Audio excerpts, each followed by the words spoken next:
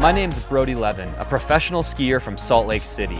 My friend Adam and I have a history of road trips together, so we're spending a year traveling around in different RVs and going on adventures with our friends. While I am a professional athlete, my expertise is stuck on the faces of icy mountains. I'm leaving on an RV road trip to Lake Tahoe in a week, and I just learned about a 100-mile foot race happening while I'm there. The catch is, 6 days doesn't leave much time for training, and I've only run one race, ever. I'm going to start this trip by visiting my good friend Brendan Leonard in Denver, Colorado, because he's training for a 100-mile race as well.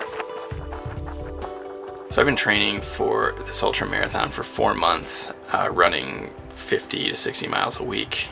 That's my method. Brody's is a little different. So ultra running is anything over 26.2 miles. And I think that's the dictionary definition to it. My definition of it is ultra running is like running, but there's more walking and more eating involved. So that's why I like it, because I don't even like running, to be honest with you. There's a lot of strategy that goes into running that far, and I'm not familiar with any of it. I didn't know running required so much stuff. People told me I'm gonna be running through the night, and it might be cold. How cold? Like this cold? Or like this cold? I see lots of people in the pictures wearing this tape all over their body. I wonder if it does anything. I usually just put shoes on and go out for a jog. I'm not like necessarily an ultra runner, someone who runs over marathon distances with consistency. I'm a skier.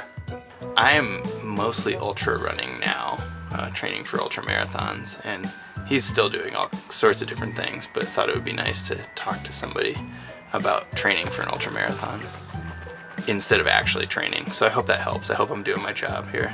Telling him, here's all the things you should have done, maybe. Or, if you were me and you were 9 years older than you are right now, you might be, trying these things because you might be terrified of not finishing. Oh, I'm screwed. You're not screwed. I've had 3 people tell me I'm not screwed, and I've had like 100 tell me I am.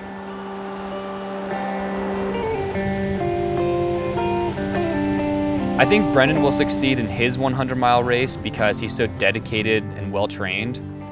But approaching my race with his outlook will help me succeed, even without all the training, because for him it's more about having fun on the journey than it is about the destination.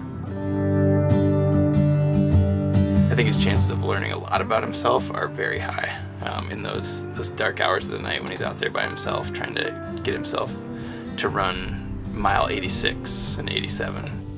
I think his chances are really good of finishing.